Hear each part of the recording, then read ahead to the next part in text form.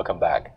In the second half of the program, I'm joined in the studio by Mark Pinner, Managing Director of Inter China, and Michele Geraci from Nottingham University. Welcome to our discussion here, gentlemen. Well, let's some follow-up questions about what Britain might sell to Chinese market. You are good at selling cars, petroleum products, and tourism services. And of course, English learning is one of the primary products in the Chinese market, and very popular, by the way. I'm one of the beneficiaries for years. While it mostly imports Chinese manufactured goods, telecommunications equipment, clothing, and electronics, how much pressure have these imports put on domestic UK industries? Mark? Well, I don't think there's a huge deal of pressure on British industries. You know, Britain takes a very open approach to international trade and investment. So generally speaking, we don't really mind who owns our own domestic industries, as long as they're good for Britain. They promote, they provide good jobs, they behave like a good British corporate citizen. Everyone's happy. So there's a little bit of pressure on things like steel, but generally speaking, the consumers welcome it, and we understand that consumers benefit from better and cheaper products. I think analysis of Mark should be incorporated into the broad context of the European Union. Britain still remains a member of the European Union at this moment. What can you say about the deliverables that Prime Minister May take on?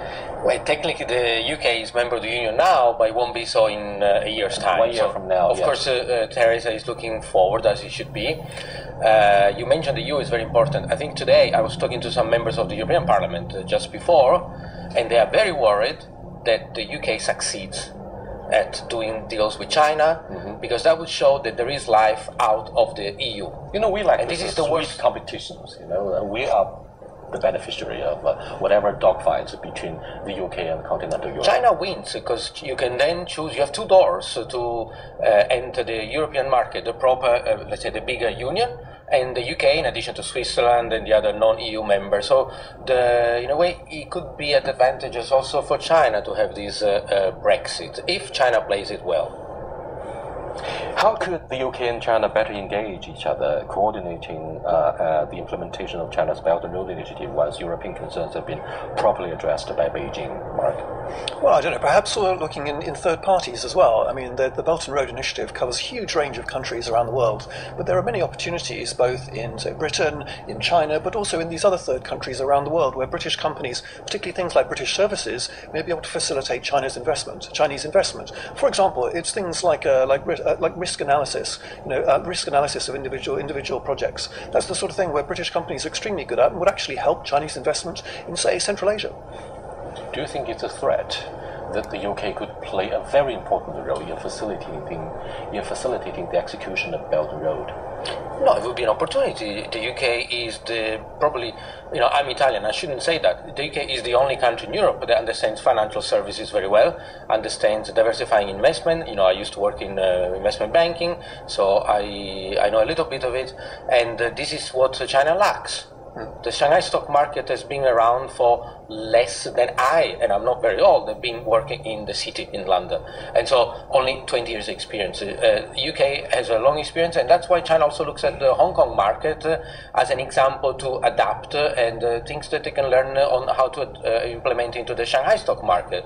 But from an industrial point of view, investment, diversification into Central Asia, China is a very, this Belt and Road Initiative is something that's never been done before. It's a new territory even for China, whether it is about exporting the Chinese model into Eastern Asia or to Africa, the urbanization, infrastructure-based model, all done successfully in China because it's one country, and for 40 years one group of people have decided. But when you go and deal with 50 countries, the localization of that strategy becomes difficult. And so the help of other countries like the UK that have complementary expertise should be most welcomed by the Chinese, with no fear of losing money. It's a win-win, just like in trade, even in investment.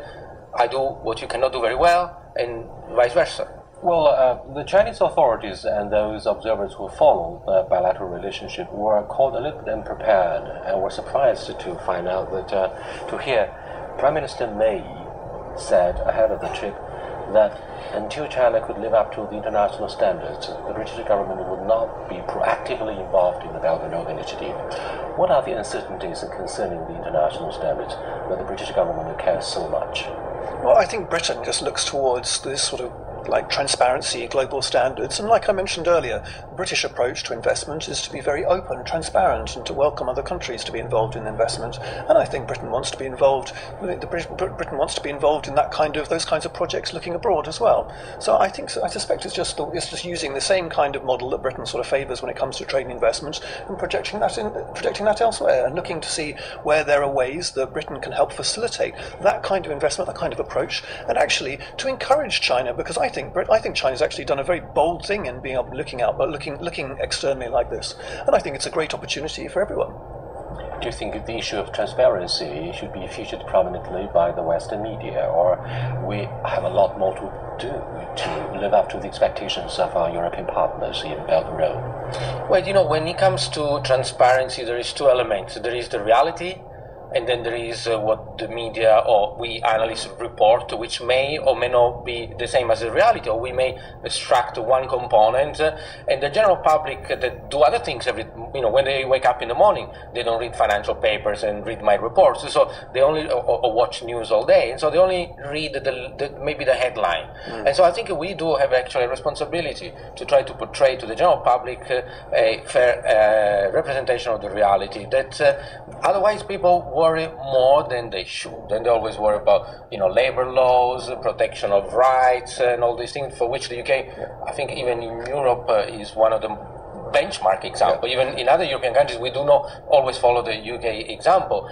But for other things, for example, green, China is now leading almost the world in the way that they implement green restriction on companies, emission, painting companies, and stuff like that. So that it becomes now harder to do business in China than maybe doing in other, let's say, more developed countries on that aspect. And another area where I think the UK may be able to help is things like its institutions. So the British institutions of government have been around for many, many, many years. I mean, literally with some of them hundreds of years, with things like the Bank of England. And these kinds of institutions with this sort of long period of respect and understanding by the markets may be an area where Britain has experiences and expertise that may be able to help China in many of these other parts of the world. There's no question that we will benefit a lot from the British sophistication in exercising very good governance, financially, or how to institutionalize the governance one way or another.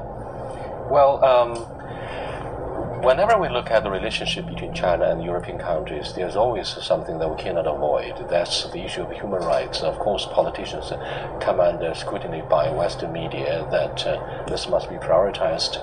Any trade relationship must not be done at the cost of their concerns on human rights.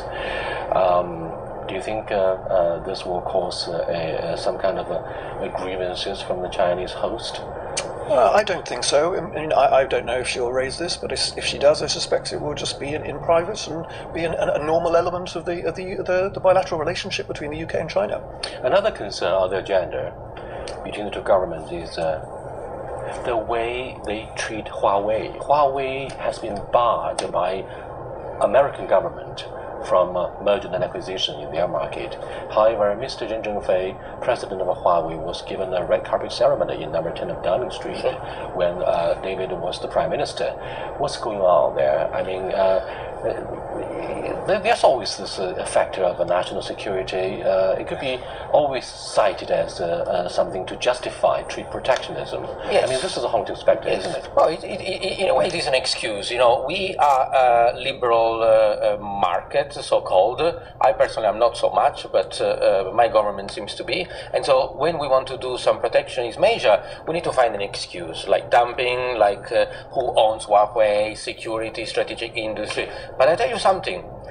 I think 15 years ago, I was in the room when British Telecom, who used to buy equipment from Marconi, announced a new contract with Huawei, and Marconi went bankrupt on that day. A British company supplying British equipment to a British telecom company, and the operator, BT, British Telecom, chose, amongst other things, to sign a contract with Huawei. It was the first contract that Huawei won in the UK. I think it was 2003, 2004, I can't remember exactly. And so, again, like you said, the UK... What message did it deliver? cheap, good quality, yeah, made in China, but made in cheap? What do you mean by cheap? Well, the equipment was cheaper than the one supplied. The politically correct word, I'm afraid, is very competitive. If you think cheap, come on. Well, no, I don't mean. We don't mean cheap. Bad feeling about. We don't mean cheap like my cheap clothes. I mean cheap as in good value for money, and that's why it was chosen over a native supplier. It is as if China Mobile, instead of buying from Huawei, were to buy from Ericsson for the development of the 5G network in China. Very bold move by British Telecom. One more question about the issue of national security. What's the latest on Hinkley Point? Well, I don't know the latest, but I think when you look back, if you're relating to this to Theresa May's decision... The project was put on hold by Prime Minister May in the early days of her office, right? It was put on hold very briefly, but you have to remember that when she came to office, she was faced with a decision within about a week of actually becoming Prime Minister of making the decisions whether to proceed with Hinkley Point. Now, Hinkley Point is a major infrastructure project with a value of billions. So I think it was completely normal for her to want to review the costs of this when she came to office. She wasn't involved with that before she came to office, and she wanted to review it. And the result of the review was actually just to go ahead with Hinkley Point. So I think it was perfectly sensible for her to do so, and the result of it was that she approved the decision to go ahead with it. The last question is very much about the strategy. Well, I don't want to talk smart about strategy. However, Prime Minister David Cameron offered to play a role of bridge between the United States and China, which has been unfortunately regarded by hawks in the Pentagon and the State Department, the White House, as a strategic competitor. That takes us back to the Cold War.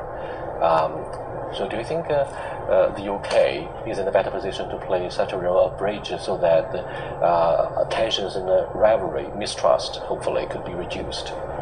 Perhaps. I think the UK wants to be a strategic partner for China, right?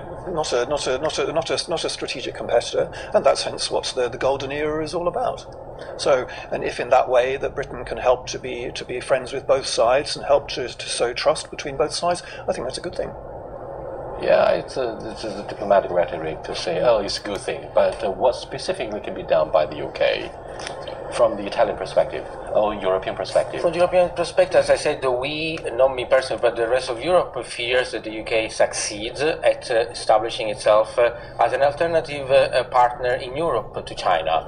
Not just about the golden relationship, but now out of the EU, the UK has the freedom to choose what they like. Just today we had the announcement, for example, that now British beef can be now exported back into China. Italy, we achieved the same result a month ago. France, Denmark, and other countries also have it. But the thing here is that the UK may actually play an interesting role. Whatever agreement the UK manages to fix with China in terms of trade or investment, now the rest of Europe can actually look up at the UK as an example to follow. And even if we are now two different worlds, people in Brussels can come to China and say, hey, but you did this deal with London, why don't you Chinese do the same with Brussels? So a big responsibility for the UK in a way, a burden, but I think the UK is capable and happy to carry this burden.